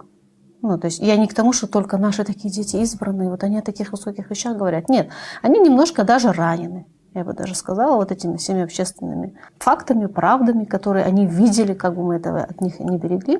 У меня были переживания, что это даже, в свою очередь, послужит некоторым таким отторжением от своей идентичности. Потому что мы знаем с вами, что дети всех патриотов наших, да, ни в чей камень... Очень часто маргинальный. Огород ни в чей камень не хочу кидать, но это психологический феномен. То есть так бывает, что когда ты патриот, ты упускаешь и твои дети ранятся от твой патриотизм, и они ничего не хотят слышать ни о крымских татарах, ни вообще ни о чем. У меня были переживания, что те трудности, которые наша семья проживает, она может оказаться так, сказаться так, что у них вот этой национальной идентичности, они будут говорить да, что угодно, лишь бы вот мы про вот эту свою татарскость и про свою вот эту мусульманскость не хотим ничего слышать. Но мы говорили про это, мы очень много разговаривали, и они получились вот такими очень переживательными в этом плане. У меня, это хорошо или плохо? Наверное, для человека это трудно. Ну, например, я иногда завидую людям, которые вообще не парятся. То есть им что там будет, какая-то там история национальная, какие-то традиции, какой-то патриотизм. Ну, будет что-нибудь, да будет. Те же люди легкие. То есть они не думают, им легче живется. Но с точки зрения индивидуальности человека, в каком-то смысле это наполняет его жизнь смыслом. Он знает, ради чего он живет. А с другой стороны, конечно, с этим жить сложно. То есть там есть обязательства, у тебя какая-то роль появляется в этом мире. С ней как-то вот ищешь гармонию между личным, между общественным. Вот. Ну, а если вот прям по-человечески, мне кажется, что ну, точно мой старший ребенок точно пойдет к психологу работать со своим перфекционизмом. Точно будет работать со своим таким трудоголизмом. Потому что у трудоголиков рождаются дети отчасти тоже трудоголики. Да, вот это вот такая какая-то зависимость от активности. Это точно что-то, что им придется менять. Благодарю вас за беседу, но к Зинеп Ханум у нас есть еще пару вопросов. Зинеп Ханум – это тот самый ресурсный центр, о котором мы с вами говорили. Да, мы именно находимся сейчас здесь. 4 года уже как работаем. Эту комнату мы специально оставили такой свободной, без стульев, без парт, потому что она легко трансформируется. Здесь проходят наши женские встречи, некоторые групповые образовательные проекты. Здесь же мы работаем с детьми, то есть под каждую деятельность мы по-разному трансформируем это помещение. Ну, как бы помещение вы делали своими силами, да, но там все достаточно скромно. Да, без всяких излишеств. Так, а это детский сад, да? Это кабинет для занятий с детьми младшего дошкольного возраста. Иногда мы его адаптируем под занятия с детьми школьного возраста. То есть ввиду ограниченности территории мы вот пробуем как-то эти помещения адаптировать под разные возраста. Но в целом здесь дети ежедневно занимаются с утра до обеда. Успех по-крымско-татарски – это про статус, про деньги, про что вообще? Мне кажется, про комфорт. Серьезно? Вот я так вижу, что это сначала про комфорт. Я не могу сказать, что успех по-крымско-татарски – это деньги. Потому что, наблюдая за таким предпринимательским бизнес-обществом крымско-татарского народа, я скажу, что они деньгами не кичатся. Вот если бы это было бы в каком-то другом регионе, то люди бы старались, чтобы это было заметно. У нас вы не знаете вообще ничего про этих людей. Они не светят в соцсетях ни свои машины, ни свои дома, ни свои Может деньги. быть, это связано с травматическим опытом, Тоже есть, да, когда тоже не высовывайся, не... Тоже есть. Но при этом они внутри, тоже очень феноменально для меня, внутри они не чувствуют себя какими-то мажорами, богачами, они просто рабы, трудоголики, не в плохом смысле. Да? То есть они чувствуют себя очень простыми людьми, которые работают, и они лишний раз стесняются. Я говорю про большую аудиторию. Это не то, что их показывает успешно. Но, тем не менее, института меценатства вот в таких прекрасных, благородных, ярких проявлениях у нас вот за единичными случаями нет. Да. При этом. Да. Почему? Я какое-то время злилась на то, что вот нету этого меценатства, нету понимания. Потом я пыталась раскусить, как мыслят эти люди, которые могут стать меценатами. И я поняла, что они очень прагматичны.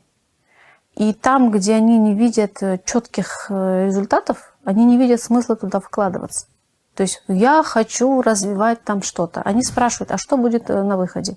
Как вы посчитаете доход? Вы мне объясните, покажите, может быть, я поучаствую. Там просто другие мозги. Там совершенно другое отношение к вещам. Вот. А еще я думаю, что это еще психологический момент, что не каждый миллионер действительно верит душой, что он уже миллионер, что он уже меценат, а не кто-то там по ту сторону Черного моря будет решать его проблемы. Причем это даже не из жадности, а просто люди не все могут осознать, что они уже эти меценаты. У меня был очень смешной опыт, когда я однажды в гуманитарных, вот когда я работала в общественной деятельности, мы раздавали гуманитарку, и там в этих рядах получающих гуманитарную помощь стоял человек. Я не буду больше никаких подсказок давать, потому что это слишком палевно. Но вот он там стоял. У нас близкие отношения. Я говорю, а ты тут что стоишь? Он говорит, вот дают же. Я говорю, а тебе зачем? Человек говорит, реально, а мне зачем? То есть там еще как будто бы, знаете, вот это вот мышление бедняка, оно еще не ушло. А в целом я сделала такой вывод, что смыслы очень сильно отличаются у людей, которые живут какими-то там патриотичными, национальными какими-то идеями, духовными. И обычно прагматическое такое вот общество, которое вот сейчас сделал, потом получил результат. Я такой пример приведу, наверное, это будет понятнее. Значит, мы запускаем наш центр женский ресурсный. Чтобы вы понимали, на старте 85 тысяч у нас аренда в месяц. Среди нас не было ни миллионеров, ни каких-то, ни жен олигархов, вообще девчонки, которых выперли, грубо говоря, вот на свободу, идите делать, что хочешь. 85 тысяч, плюс нам нужно платить педагогам какую-то зарплату. В общем-то, набегало в месяц у нас около 200 тысяч что-то. Значит, какая у нас идея? Мы его, значит, обучаем детей, вот они наши детишки, мы их учим Корану, Хуль-Валлалар, Ду-Валлар, а потом мы их обучаем, мы социализируем мусульманское общество, то есть мы обучаем их шитью, но параллельно с этим мы работаем с ними и в идеологическом плане. В общем, идея такова, мы вкладываемся в мозги. И мы обращаемся к некоторым людям, они нам все еще так же отвечают. Это было вот буквально 2-3 года назад. Они также говорят, на что, зачем? У нас есть деньги на строительство мечети. То есть мечеть мы построим. Вот мы можем столько-то денег мы вложим в бетон, в камни. Это вообще вопросов нет. Но вот это мы не понимаем. И я поняла, что люди, вообще сам смысл пожертвования, даже духовные люди понимают совершенно по-другому.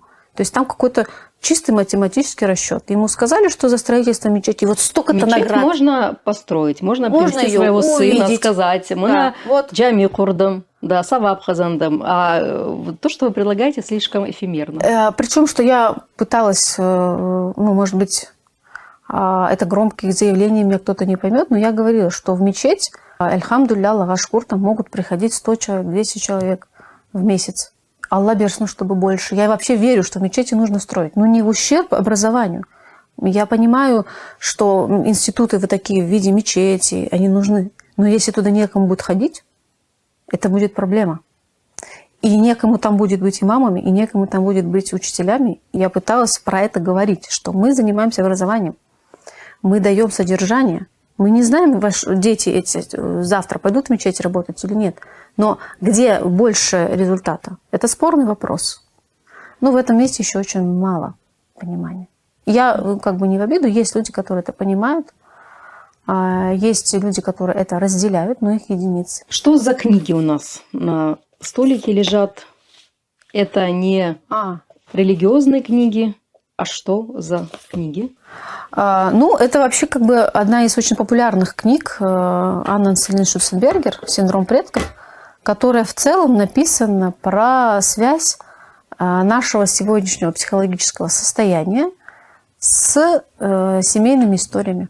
То есть вот эти истории, которые с нами происходили 200 лет, 300 лет назад с нашей семьей, имеют прямую связь с нашим сегодня мироощущением, даже с нашими болезнями соматическими. «Синдром предков» называется книга Анны Селин Шутценбергер. Это ученая, которая исследовала, рассказала, объяснила очень простым, очень понятным языком про связь корней с нашим сегодняшним состоянием. И вторая книга – это? Это книга «Психология в трудах мусульманских ученых». Кстати, очень много издается литературы, когда, к сожалению, мусульманскому обществу нужно еще объяснять, что психология – это не враг, что она не претендует на никакую вашу духовность, что это просто инструмент. И что на самом деле в книгах мусульманских ученых, средневековых, есть кластеры просто психологических направлений, которые просто не были изучены. И вот оно сейчас поднимается, это изучают. Вы сейчас находитесь в каком-то большом образовательном процессе, да? Вы учитесь в аспирантуре. Я заканчиваю. Заканчиваете аспирантуру. Да. А где именно? Мичуринский государственный университет по направлению социологии. Аспирантура? Да, это аспирантура. Я пишу работу про образ настоящего мужчины. Социальное явление, портрет мужского. Удивили вы меня сейчас этой темой. Да. Я думала, что все-таки связано у нас с травмами. Не получилось. То есть делать такую работу на тему травм. Да, вот. Проще. Не получилось в силу каких-то внешних обстоятельств или... Конечно. То есть вообще научный мир не очень любит говорить эту тему. Вот. И если ты хочешь защищаться по теме коллективной травмы, нужно понимать, что ты не защитишься так легко. А можно рассматривать образ современного мужчины, вообще институт мужской, с точки зрения и этих тем тоже. То есть я рассматриваю, что произошло с ролью мужчины, какой кризис проживает этот процесс вообще становления мужского образа, институт отцовства. Но, конечно же, очень часто обращаюсь туда, то есть в наше историческое прошлое. Мы постепенно подходим к большой теме, проект «Корни». У меня есть много вопросов на эту тему, но я предлагаю немножко нам сменить локацию. Давайте. Зейнеп Ханым, вы в основном работаете с женщинами или все-таки есть у вас мужчины-клиенты, как у психолога? В основном большая аудитория – это женщины, но бывают и мужчины. С каким запросом они приходят? С самыми разными, начиная от вопросов самореализации, заканчивая психосоматикой. Я думаю, что мужчину в кабинет психолога, в отличие от женщины, приводит что-то очень жизненно необходимое. То есть если женщина может прийти за качеством своей жизни, то мужчина, скорее всего, придет за жизнью. То есть когда появляются какие-то проблемы на уровне не просто лучше бы их не было, но можно, чтобы они были, а когда это очень сильно мешает жить. И это вопросы прежде всего психосоматики, когда появляются некоторые трудности со здоровьем, и когда уже мы все попробовали, и появляется некоторый взгляд в сторону «а как я живу?». Знаете, у нас сегодня такое интервью, нет задачи делать его комплиментарным, поэтому я буду задавать достаточно, возможно, для вас неприятные вопросы. Например, однажды я услышала мнение, что из-за вашей деятельности стало больше разводов, да, или произошло какое-то количество разводов в крымско-татарских семьях. Вот вы что бы ответили на такое заявление?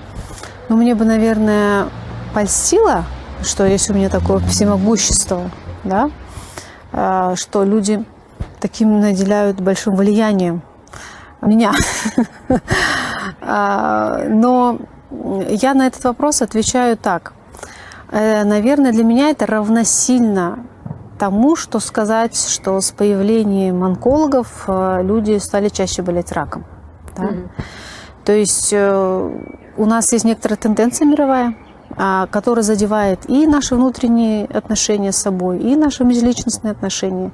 И ряд проблем, которые были когда-то на уровне качества жизни, они были актуальными. То есть мужчины вели себя по-разному, женщины, браки не всегда были благополучными, но ввиду того, что общество старалось выжить, на многие вещи люди закрывали глаза.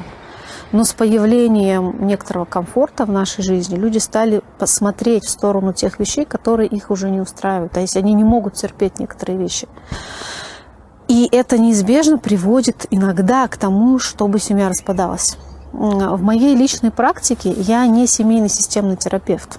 Поэтому меня всегда удивляет, что это напрямую приписывают лично ко мне, потому что с темой разводов, с темой супружеских отношений я как психолог не работаю, это не моя ниша. У нас в сфере психологии есть нишевание, то есть с чем вы работаете, с чем вы не работаете. Например, я не работаю с детьми.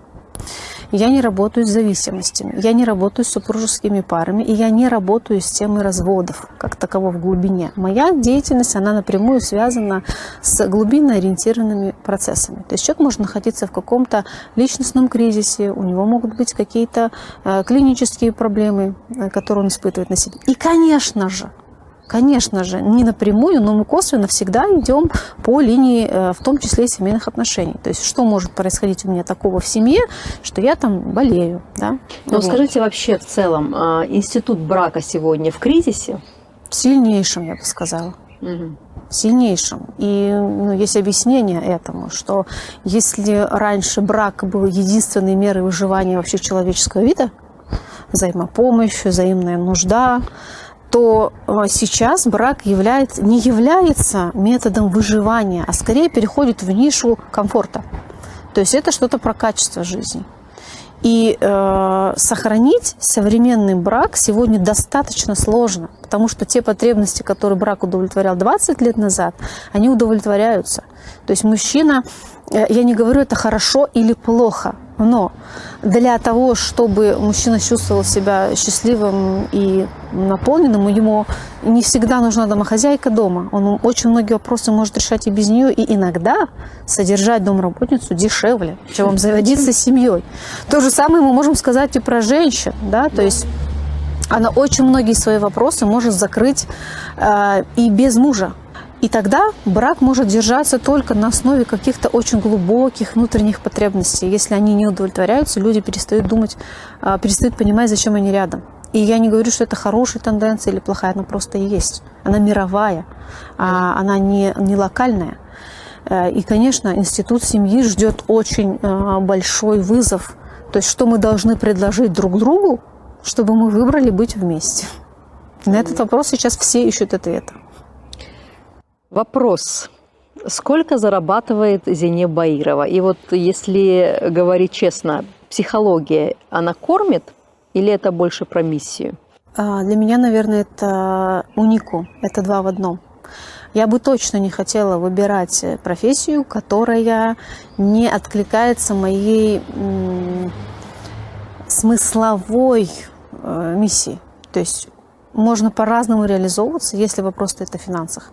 А можно выбирать реализацию со смыслом. И в моем понимании только ограничиваться смыслом – это тоже слишком наивно, это слишком по-детски. Выбирать себе только миссию, в которой мне достаточно просто что-то делать, и мне это безвозмездно, я готов это делать. Нет, это очень по-детски. Взрослые люди, они думают о деньгах. Да? И конечно же, психология, она может приносить доход.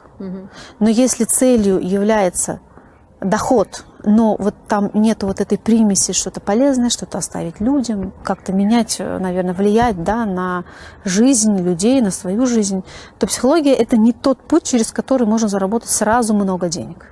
Откровенно говоря, я начала ощущать доход вот от своей профессиональной сферы 2 года, наверное. Вот прям, да, теперь уже понятно. То есть уже когда заканчивается бесконечное обучение, ты очень много вкладываешь в то, чтобы соответствовать уровню квалификации, на который ты претендуешь. Соответственно, у тебя начинает расти ценник, потому что ты становишься востребованным специалистом, твои услуги стоят недешево. Тогда это можно считать доходом. И в среднем есть некоторые, знаете, такой переносимость человека-часов. У нас есть такое понятие человека-часы. Это вот сколько человек в день психолог может принять. Да. У кого-то это 3, у кого-то это 5, у кого-то это 10 в неделю, у кого-то это 25, но не больше.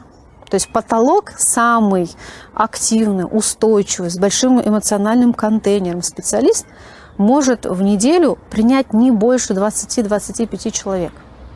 Так. И, соответственно, его доход может коррелировать, да, там, от минимального ценника до максимального.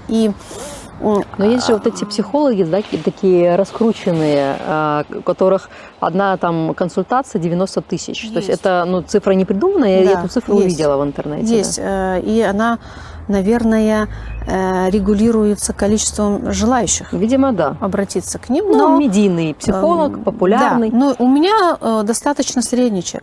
То есть это не самый дешевый. и не самый дорогой. Можем назвать какие-то суммы, если это не секрет? Еще совсем недавно я работала за час 3000 рублей. То есть еще 2 года назад у меня ценник был 3000 рублей. Но в тот момент, когда я стала понимать, что я не успеваю, количество желающих много, я не могу регулировать этот поток, я перешла в преподавательскую деятельность и сильно сократила количество приемов. Тогда мой ценник вырос на 6-7 тысяч. Примерно сегодня вот он такой. И это считается цена опытного психолога с опытом 13 лет, но считается невысокая на самом деле. То есть это крымский такой уровень, да? Это крымский уровень, где, это вот средняя и, там ближе уже к нижней полосе. Но есть специалисты, которые стоят и 3000, и 4000. Это тоже классные специалисты, я считаю. Поэтому, если про доход, то я могу в месяц зарабатывать от 200-300 тысяч, иногда до 1 миллиона, но это уже не про консультации. Это ваше преподавание? Это, наверное, моя преподавательская деятельность, и даже не она. Это моя школа психологическая. То есть там есть большой поток людей, там есть огромная школа, у которой есть очень много образовательных курсов. Там можно заработать и больше 500 и 600 тысяч. Но в данном случае клиенту это у меня уже такой, знаете, такой момент, где у хорошего психолога всегда должна быть практика. То есть, это уже не основной доход, это просто чтобы быть в тонусе, чтобы быть в теме. Но опять-таки я всегда про это говорю. Чтобы дорасти до такого уровня, нужно прям очень-очень долгий путь пройти. И поэтому, если целью является бизнес, то деньги можно зарабатывать намного легче, чем через психологическую практику. В прошлом году я была на вашем проекте, очень масштабном проекте, и я признаю, что я долго думала вообще, что это было со мной потом. Я думала об этом, я общалась с разными людьми, которые были, и, знаете, мнения были у всех кардинально разные. Сколько вот человек побывало на мероприятии, столько мнений я услышала. Я услышала мнение от восторга, то есть это что-то невероятное, уникальное, просто вот восторг, да, на вот таком уровне просто обожания. Я услышала мнение, что все это огромный прогрев к вашему следующему онлайн-курсу, который тоже назывался «Корни», что это бизнес. Я даже услышала такие нотки восхищения, вот это маркетинг, да. 500 человек вы собрали в зале, и эти 500 человек 4 часа сидели. Я сама была, и я была удивлена, что люди эти 4 часа сидели. Никто не выходил попить водички, что-то перекусить. И люди сидели, не смотрели какое-то развлекательное шоу. Это была болезненная история, люди плакали. И вообще я услышала мнение, что это такое делать нельзя с людьми. Потому что работать с травмой должны в другом формате, специалисты. Вообще это очень такая тема сложная. Так делать нельзя. То есть вот сколько человек со мной общалось, столько мнений я слышала. И я хочу спросить у вас, что это вообще было, что это было задумано? Во-первых, за этим проектом, кроме меня как специалиста, вокруг которого все это складывалось, стоит целый консультационный совет. То есть проект рождался в рамках научного психологического сообщества, который в течение года к которым в течение года обращалась за консультационной помощью. То есть кто эти люди? Да, это специалисты, которые более 40 лет, 20 лет специализируются на теме коллективной травмы, культурной травмы. И это не всегда специалисты из нашей страны, потому что в мире вообще единицы людей, которые в целом работают с этой темой. Это было 6-7 специалистов, разноговорящих со всего мира, с которыми у нас была фокус-группа. То есть у нас была маленькая группа крымско-татарская, где мы проверяли, что будет, какому алгоритму следовать, как это на нас отразилось. И на основе уже этих результатов в течение года я разработала программу терапевтическую, в которой было учтено абсолютно все с точки зрения науки, как работает травма и как ее лечить. И только с того согласования этих экспертов я взялась за этот эксперимент. То есть это действительно был большой эксперимент для меня в том плане, что культурную травму коллективную, есть там очень такое важное условие, нужно лечить коллективно.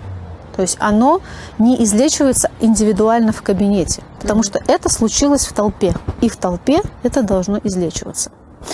Я уже не буду говорить о предпосылках, в принципе, почему я этой темой захотела заниматься. Да? Я боюсь, что мы тут прям вот в отдельную можем лекцию уйти, почему это важно.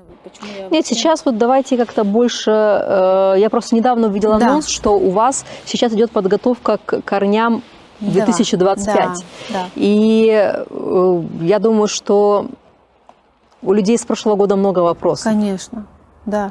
У тех, кто был, и у тех, кто не был что тоже. интересно, мне лично мне ни один вопрос не задали. Это удивительно. Все вопросы, которые поступают относительно вообще формата, что это было, они приходят косвенно. Я пытаюсь ответить, это почему. слишком новый опыт. Да. Это не спектакль. Вот по поводу, кстати, спектакля. Знаете, еще было такое мнение, что все это шоу. Да. Поскольку вот во время этого психологического действия на сцену выходили люди, которые не являются публичными людьми, блогерами или медийными людьми, привыкшими к сцене. И прямо со сцены они плакали, они рассказывали очень личные вещи. И у части аудитории действительно сложилось впечатление, что так не бывает. Да. Ну вот бывает. В психотерапии именно все так и случается. Просто, знаете, есть мир людей... Но выйти на 500 человек, рассказать, так, какие-то открываются шлюзы. Ну, во-первых, очень сильно работает атмосфера. И тогда, когда человек в эту атмосферу попадает, ему все равно, там 500 человек сидит или 5. Он попадает в какой-то внутренний глубочайший психологический процесс. И тогда он работает, мы это так называем, а все участники тоже через него работают. То есть проживает один человек как будто бы, но к нему мы через свою эмпатию присоединяемся все. И он плачет, мы свое что-то плачем. И вот это и есть само терапевтическое действие. И его основной смысл в том, что оно должно происходить коллективно. Это что касается вообще самой основы. Да? То есть на все вопросы относительно научности и валидности того, что происходило, у меня есть очень четкое понимание, что там ни одно действие не было случайным. Ни одна реплика с моей стороны не была случайной.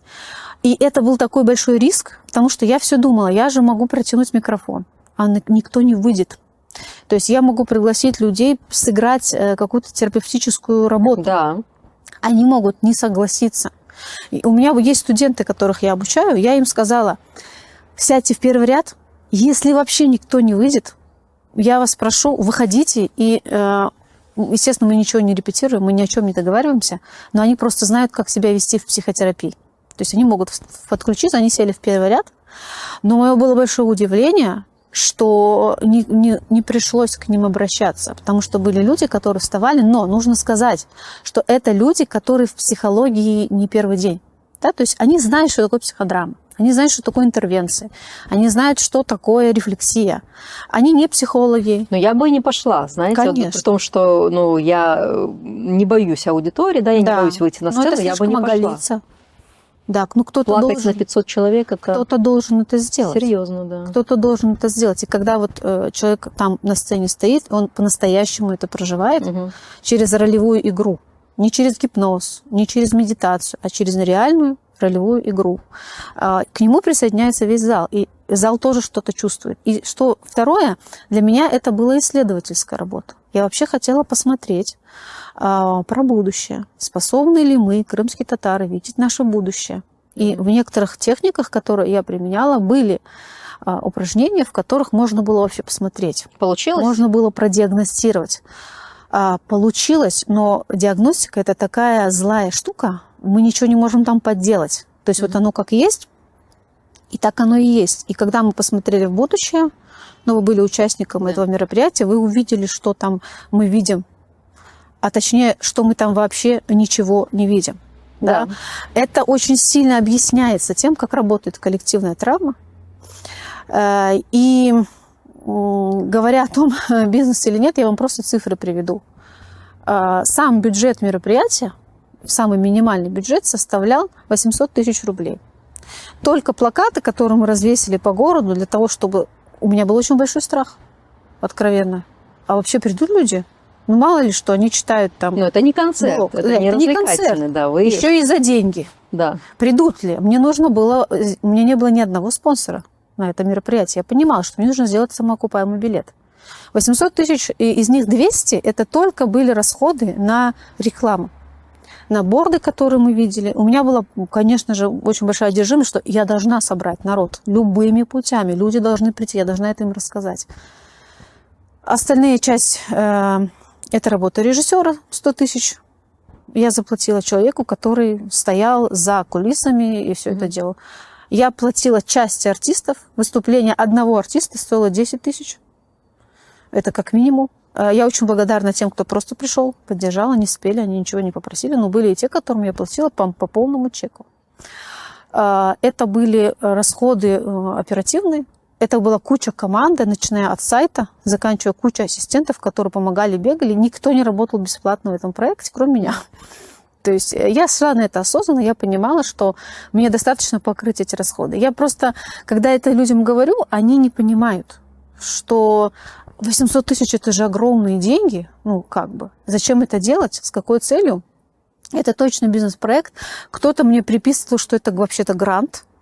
Какой-то вот нашелся такой сумасшедший человек, который вдруг сочел, что можно на это выделить грант. Оказывается, как будто бы я выполняю какие-то там программы и реализую эти гранты. Но я такой пример приведу. Для того, чтобы мне заработать 1 000 000 рублей, вот сегодня, мне достаточно сделать хороший образовательный продукт. Хотя бы на, ну пусть на 1000 человек, это несложно. Я могу. То есть ваша аудитория вы... Я могу за 2 часа просто открыть свой ноутбук. Это говорю не для того, чтобы выпендриться. Я просто рассказываю, как есть. Сделать хороший, полезный, образовательный продукт. И заработать 1 000 000 рублей за 2 часа. У меня времени нет этим заниматься. Я иногда это делаю, когда мне появляется интерес, какая-то тема, почему нет. Но вот этот весь проект «Корни», который длился полгода, минимум в организационном плане, год в исследовательском плане, сам бюджет составлял 800 тысяч рублей, из которых ровно на 30 тысяч рублей я ушла в минус. Ну, это, я считаю, вообще минимальные потери, в которых можно уйти в минус на 30 тысяч рублей. И просто сделать такой классный проект. У вас потом был еще онлайн-проект. У меня после этого, через 2 недели, я запускала онлайн-проект, не связанный с коллективной травмой, не связанный с культурной травмой. Но вот в чем вопрос, когда мне говорят про прогрев. Наверное, это был бы классный прогрев. И я вообще думаю, что а почему бы и нет? Почему бы это не было? Восприняли, да, что это такой гигантский. Конечно, это могло бы быть классным прогревом. Но дело в том, что эти 2 темы, они абсолютно разные по содержанию. Это раз.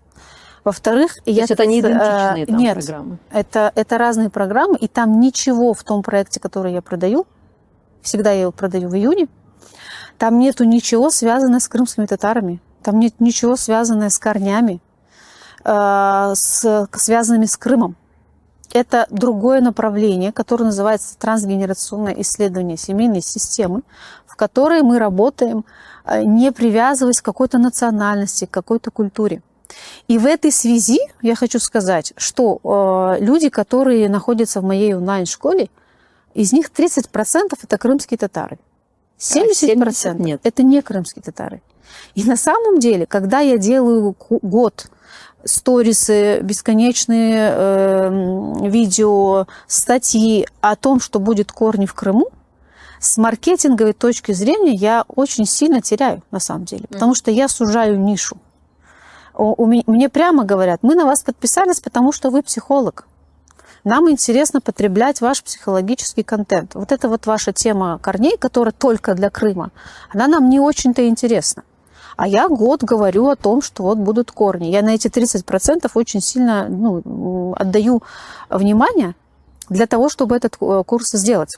Теперь в этом году у вас уже вот корни анонсируются, и вы заявили, что там будут какие-то другие форматы. Да. Ну, во-первых, я сделала работу над ошибками техническими. Да? То есть я сейчас, когда думаю, что я делала в прошлом году, я удивляюсь вот этим риском, потому что меня же вообще могли не понять.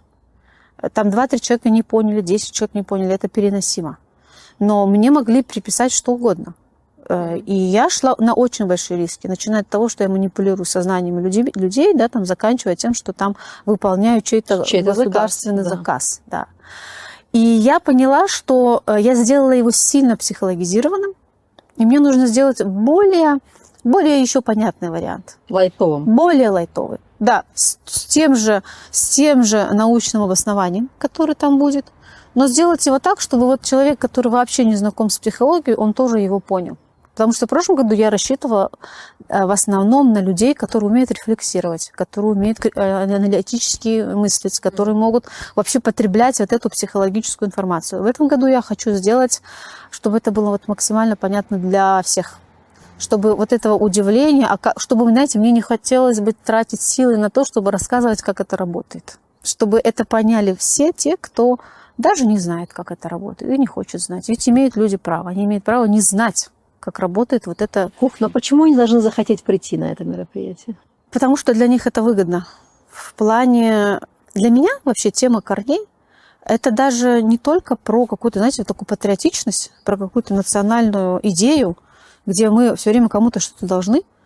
Я на этот вопрос смотрю и прагматично, что если человек заинтересован в своей самооценке, в своей устойчивости в этом мире, он неизбежно должен знать, кто он. И кто он может узнать о себе через самые разные инструменты. Мы узнаем о том, кто мы через наши песни, мы узнаем о том, кто мы из литературных произведений, из всего, чего можно. И почему бы в этой нише не использовать сильнейший инструмент психологии? Почему психологии не занять это место, через которое мы тоже можем делать что-то в индивидуальном смысле для каждого? Ну, ваш проект, это, как я понимаю, это про некое исцеление от трав, да, вот Да. Целого народа, которое мы передаем из поколения в поколение. То есть у меня должна возникнуть потребность захотеть исцелиться от этих травм. А Да. может быть, в этом моя сила, знаете? Вы знаете, когда вообще ученые начинают рассуждать на тему коллективной травмы, они всегда говорят, что первые, кто против работать исцеляться своей травмой, это сами жертвы. То есть они не хотят, потому что вместе с травмой приходит сила, но вместе с этим склеивается какая-то деформированная идентичность. И вот очень тяжело эту идентичность оставить. Она родная, она своя. То есть мы уже привыкли быть в этой травме. Вообще-то мы через эту идентичность живем. Ну да. И первое наше слово, оно сразу сопряжено вот с некоторыми такими объяснениями, да, там крымские татары, это кто? Ну, это вот эта история, значит, с нами случилось. И я всегда очень осторожничаю в этом месте, потому что люди думают, что исцелить какую-то культурную травму, это значит забыть. Это значит пустить какой-то дым, чтобы затмить мозги, и чтобы люди забыли и вообще перестали Стали говорить. манкуртами. Вот именно так люди понимают. Ну да. И в соответствии из-за этого, во-первых, мы сильно прирастаем к новой обретенной идентичности.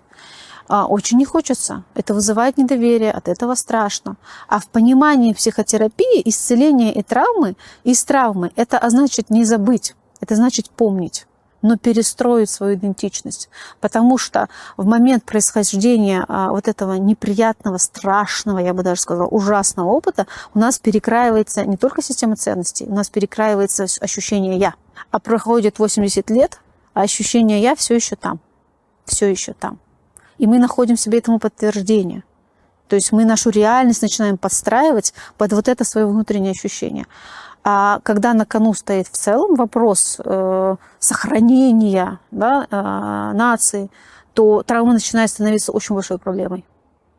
Вопрос. Вот хорошо, я сходила на корни, я получила исцеление, затем я пошла, скажем, на какой-то спектакль, Крымско-татарский театр, посвященный 18 мая. У меня произошла ретравматизация, потому что я опять погрузилась в этот кошмар, я опять как будто вот коллективно его пережила. Да. То есть это так происходит? Именно так. Вы сейчас задели очень болезненный момент. Да? Да. Потому что я как раз недавно ходила на такой спектакль. Смотреть без слез, не вовлекаясь эмоционально, невозможно. То есть там ты действительно рыдаешь, все 1,5 часа, которые ты смотришь на сцену? Я так, знаете, переживаю комментировать, да, иногда вот такие инициативы, потому что у меня все, что связано вообще с активностью в крымско-татарском мире, священно, пусть делают, все классно. Но у меня очень много в этом же месте грусти про то, что там нет места, там не учитывается психологический фактор, и таки происходит ретравматизация.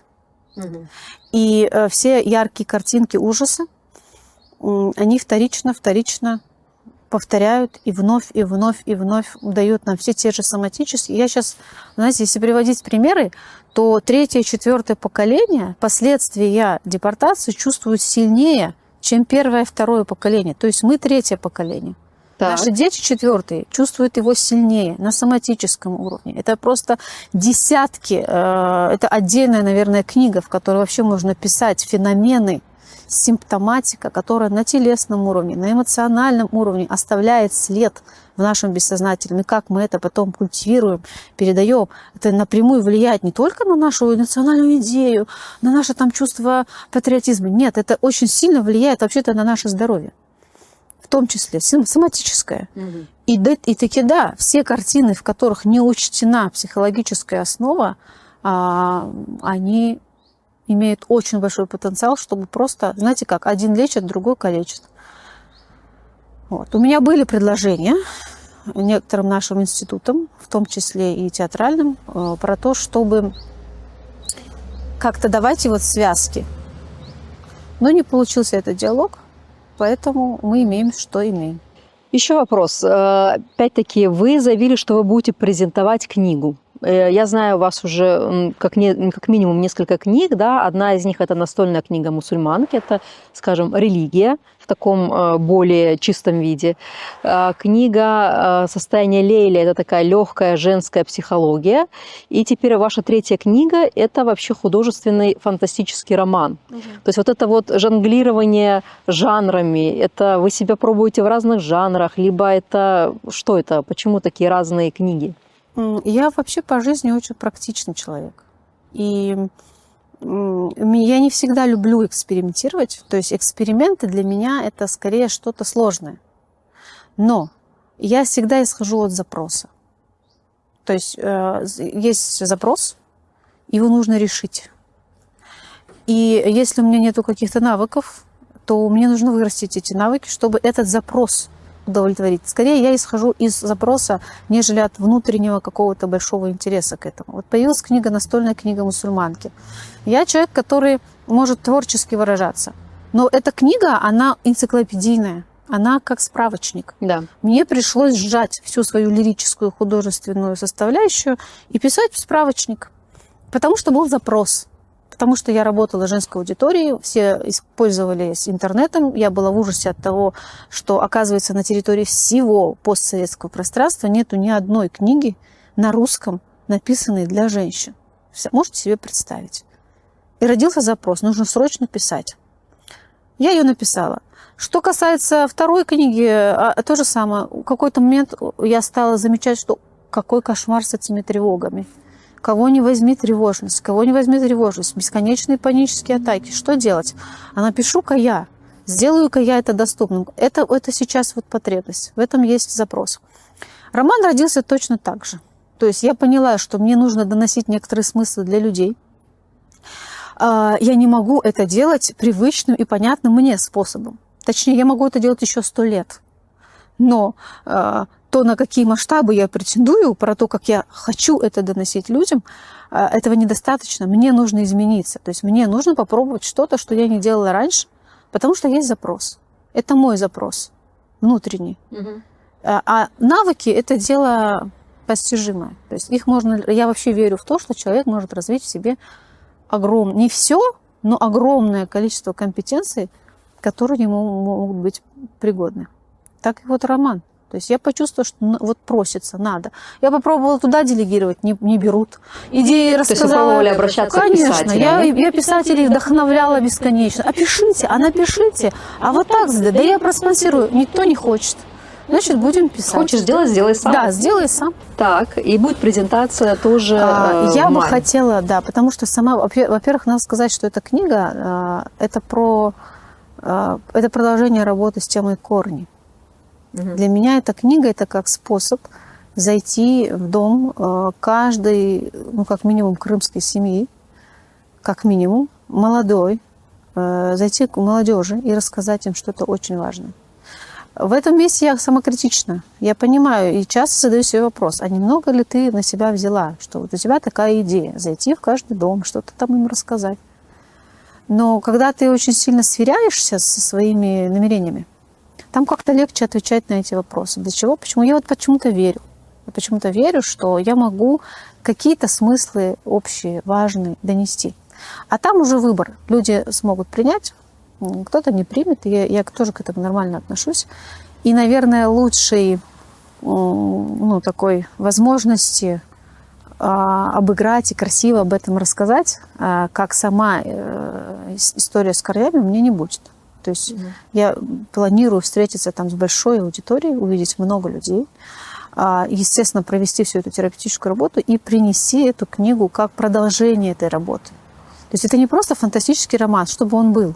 Там есть смысл, там есть идея, которая закладывается вообще в саму всю эту терапевтическую историю, которую я преследую.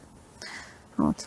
И последний вопрос. Если бы у вас была одна вещь, которую вы могли бы сказать всем крымским татарам, то что бы это было? Это было бы, наверное, вы больше, чем вы о себе думаете. Исследуйте это. Вот этому, наверное, посвящены все мои проекты. И это я говорю всегда. Вы больше, чем вы о себе думаете.